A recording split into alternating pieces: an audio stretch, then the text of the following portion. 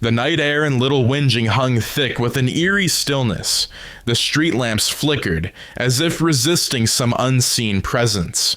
Harry Potter, 15 years old and far too familiar with danger, stood alone in the alley behind Dudley's gang. The familiar cold began to creep into his bones, not from the weather, but something far worse. The Dementors glided in, as they had in the canon timeline, hungry for the soul of the boy who lived. Harry shouted, "Expecto Patronum!" and his stag burst from his wand, driving the monsters away. But this time something else fell from the sky. A flash of green fire cut through the clouds, followed by a thunderous crack. A meteor-like object crashed into the nearby park, with a shockwave that rattled the neighborhood. Harry, adrenaline still high, ran toward the crash. Smoke curled from the impact crater. Nestled in the center was a strange pulsating device. A watch-like mechanism unlike anything he'd seen in any wizarding book or class. The moment his fingers brushed the dial, it snapped onto his wrist. Pain seared up his arm. He dropped to his knees as green circuitry lit across his skin. Glyphs pulsed. Energy swirled. And then, silence. The device locked in place, humming. "Bloody hell," Harry muttered, clutching his wrist. Then everything went black. Harry woke in his bedroom hours later, the Omnitrix still attached, refusing to come off no matter what he tried. Even Alohomora did nothing. He tried spells, brute force, and even begged Hedwig to peck it off. No use. Then, without warning, it activated. The dial popped up. Instinctively, he pressed it down. With a green flash, his body twisted. Bones restructured, magic surged. He screamed. But it wasn't a human voice anymore. In the mirror, staring back at him, was a creature. A silver-feathered beast, with talons for hands, wings folded behind him, and glowing runes inscribed across his chest. His eyes shimmered like phoenix fire, and magical energy dripped off his form in waves. His first custom alien, Spellfire. A creature born of raw magical potential, half magic, half energy being. It could absorb spells, then unleash them amplified through a burning white flame. Harry tried to move and ended up soaring straight through the roof of Privet Drive. He barely managed to crash land in the woods outside town. As the transformation timed out, he slumped to the grass, exhausted and terrified. "What the hell is this thing?" he whispered, looking at the Omnitrix. "Why me?" Meanwhile, in the distant reaches of space, on a ship forged in war and vengeance, Vilgax stood in front of a pulsating map of the galaxy. A signal, long thought destroyed, had reactivated. His red eyes flared. The Omnitrix has awakened. He slammed a clawed fist on the console. "Prepare the invasion fleet. Set course for Earth. The wizarding world will learn the meaning of obliteration." At Grimold Place, Harry arrived shaken and pale. Sirius noticed immediately. As the Order argued about Voldemort and politics, Harry pulled Hermione aside and showed her the Omnitrix. She gasped and immediately began analyzing it with magic. "It's not magical," she said, "but it's doing things even magic can't do." That night, he tested it again. The watch dialed into another form. XLR8, and suddenly Harry could move faster than sound. He ran laps around the Black family library in seconds, knocking over vases and nearly giving Sirius a heart attack. But he also unlocked another custom form, Arachnohowl, a spider-wolf hybrid with echolocation magic, venom-tipped webbing, and night vision like a thestral. These were more than alien forms. They were reacting to Harry's magic. The Omnitrix wasn't just adapting to his DNA. It was fusing with his soul. Back at Hogwarts, strange phenomena began. Technology across the globe was short-circuiting. A group of wizards in the Department of Mysteries were found in a trance, chanting in alien tongues.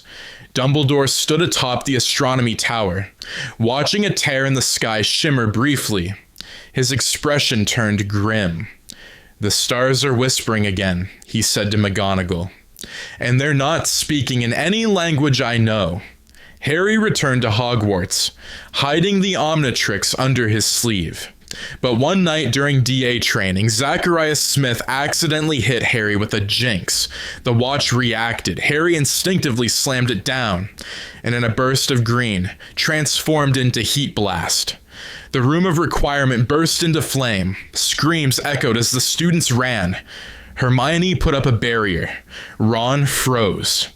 And in the center of it all stood Harry, no longer just a wizard, but something else.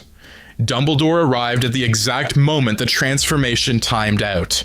His eyes narrowed, but he said nothing. Later that night, Dumbledore and Harry sat in his office. "That device on your wrist," Dumbledore began, "is older than this castle. It is not of this world. And now, it is part of you." Harry looked down, torn. "It saved me.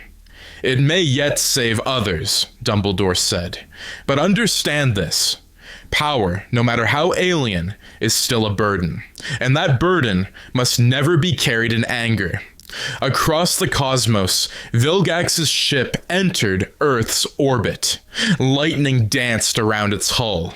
He gazed down at the blue planet. "You may have magic, child," he growled, "but I have war. And the Omnitrix is mine." The night sky above Hogwarts shimmered unnaturally. Storm clouds churned with streaks of green lightning, casting long shadows over the castle. Deep beneath the forbidden forest, centaurs trembled. Something unnatural was coming, something ancient. In the Gryffindor common room, Harry stared at the Omnitrix. Since its arrival, it had changed. New glyphs appeared daily. Custom forms he couldn't explain began unlocking at random. His newest form, Wand Fist, had emerged during a DA skirmish when the Room of Requirement tried to collapse on Neville. As Wand Fist, Harry had caught the ceiling mid-fall. A sentient rock golem with glowing runes and magical resistance. But each transformation made him feel less human. Ron and Hermione noticed. "It's not just magic anymore," Hermione whispered, tracing one of the glowing sigils on his forearm. "The Omnitrix is syncing with your magical core. If it keeps going..." "He might not be fully wizard or alien anymore," Ron finished, horrified. Meanwhile, whispers reached the Ministry. Muggle satellites detected a massive object in low orbit. Magical astronomers spotted signs of gravitational distortion near Earth's poles. Minister Scrimgeour dismissed it as Muggle nonsense, but Dumbledore knew better. "This is not Voldemort's doing," he told the Order. "This is something far worse, and it doesn't care for blood status." Then the invasion began.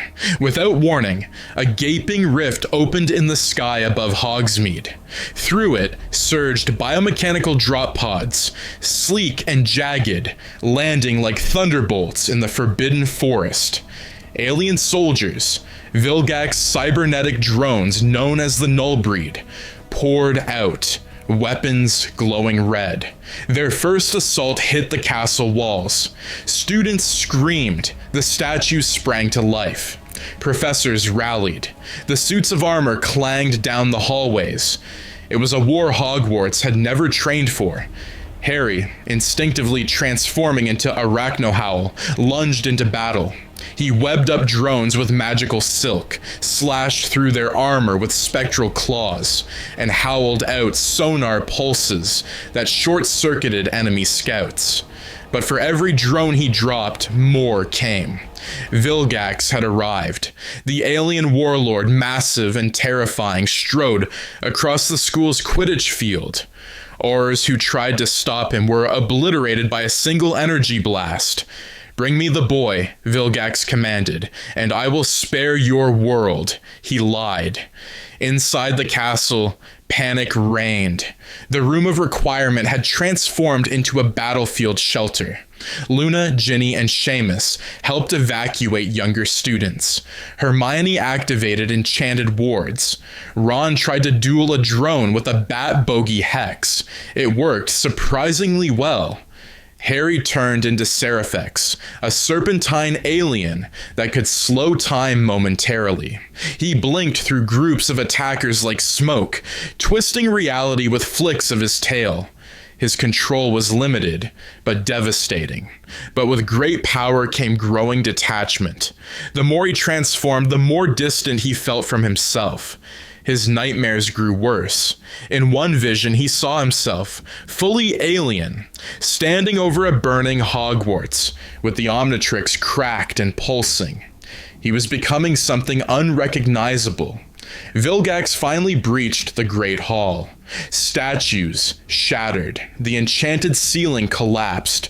Only McGonagall, Kingsley, and a handful of Aurors stood between him and the Omnitrix.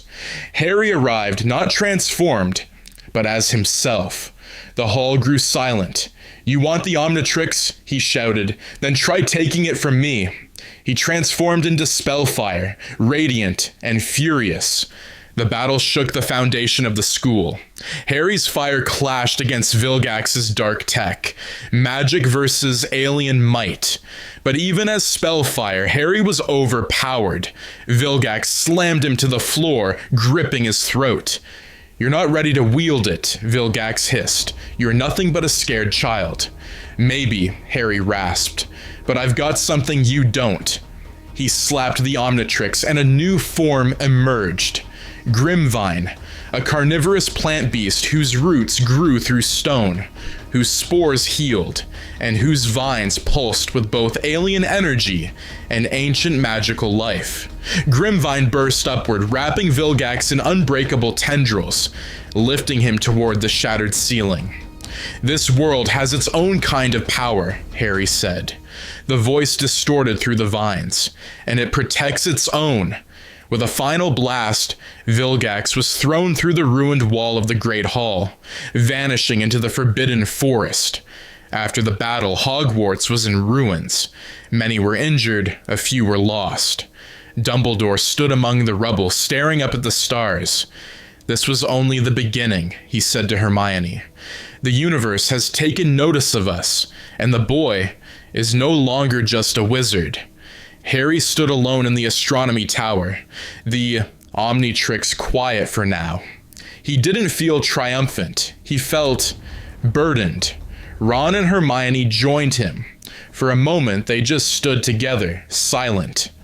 Then Ron chuckled weakly. "Well, mate, next time we tell you not to touch mysterious alien tech, maybe you'll listen." Harry smiled faintly. Not a chance. But his hand tightened around the watch. Somewhere out there, Vilgax was regrouping, and the Omnitrix was still changing, learning, adapting, unlocking more than Harry could understand. The final battle hadn't come yet, but it was coming. Weeks passed. Hogwarts had become a fortress. Its towers bore magical wards, intertwined with alien tech. Dumbledore and Flitwick had modified old enchantments with insights reverse engineered from captured null breed drones. Goblins, centaurs, and even retired Aurors gathered under one unified cause: prepare for Vilgax's return. But deep in the Forbidden Forest, a darker transformation brewed. The soil twisted unnaturally, warped by Vilgax's corrupted biomechs. A crater formed, pulsing like a heartbeat, from which emerged the core splicer, a wormhole generator designed to merge Hogwarts into the null dimension. Vilgax hadn't just come to conquer Earth, he had come to make it the center of his new empire. Harry trained relentlessly in secret. With each day, the Omnitrix unveiled new forms, many fused from his time in Hogwarts. These included Rune Melt, a sentient lava form engraved with ancient runes that can etch hexes into solid matter. Stagstorm, a spectral deer-like alien, combining magical Patronus energy with electromagnetic bursts. Chimigloom, a mischievous hybrid of a Puffskein, and Ghost Freak, phasing through spells and illusions alike, but none were enough. The Omnitrix began to react violently, spinning out of control, forcing transformations, altering his very mind mid-form. Hermione theorized that its adaptive protocol was syncing not only with Harry's DNA, but with the magical ley lines running under Hogwarts. The more he uses it, she warned, the less human he might become. In a quiet corridor, Harry confronted Dumbledore. The headmaster looked older than ever. "I don't know if I can do this," Harry admitted. "Every time I fight, I feel less like me." Dumbledore laid a hand on his shoulder. "Identity is not a static thing, Harry. You are not less of yourself for growing into something more. The question is, what do you stand for?" That night, Vilgax returned, not with an army, but as a god. He had fused with the core splicer, transforming into a biomechanical titan. Villaroth, a being of living metal, an enchanted stone, crackling with both alien plasma and corrupted magic harvested from Hogwarts' wards. The sky split open. The stars twisted. Reality began to buckle. The castle prepared for one last stand. The DA reformed. Professors and students alike armed themselves. Even Peeves, in a rare moment of solidarity, threw enchanted water balloons laced with anti-gravity charms. Harry, standing atop the astronomy tower, transformed into a new fusion. Omni-Phoenix, a burning winged hybrid of alien energy and Phoenix magic, his body a living torch of rebirth. He soared into the sky to face Villaroth. Their battle tore through the fabric of the castle. Every strike shifted the terrain. Dragon statues roared to life. Staircases collapsed. Reality glitched between Hogwarts and the null dimension. Below, Ron, Hermione, Neville, and Luna fought with wands and artifacts, defending younger students. Luna channeled ancient fox feather enchantments to keep the magical core of the school intact, but it wasn't enough. Villaroth cracked the sky open, beginning the transdimensional merge. Magic and matter began to destabilize. At the height of the chaos, Harry made the choice. Hovering above the battlefield, the Omnitrix glowing uncontrollably on his arm, he opened a channel deep into its matrix. The failsafes were gone. His body shimmered with fractured light. "You wanted my power," he said, staring down at Villaroth. "Then take it." He reprogrammed the Omnitrix and self-destructed the galactic beacon. A massive EMP-like shockwave surged outward, disabling all alien tech on Earth, including Villaroth's spliced form. It short-circuited the core splicer, reversed the null breed's dimensional anchor, and erased Vilgax's foothold. The cost? The Omnitrix burned out, shattered. Harry fell from the sky, powerless. He awoke days later in the hospital wing, bandaged, human, the Omnitrix now just a charred husk on his nightstand. Dumbledore sat nearby.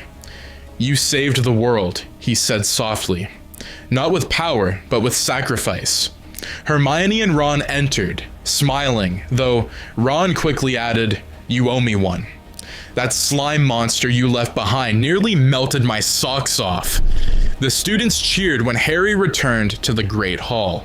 But Harry knew he'd never be the same. Deep underground, past forbidden chambers, goblins unearthed something left behind after the battle. A new device, smaller, sleeker. An Omnitrix prototype pulsing faintly. In the shadows, a familiar voice chuckled.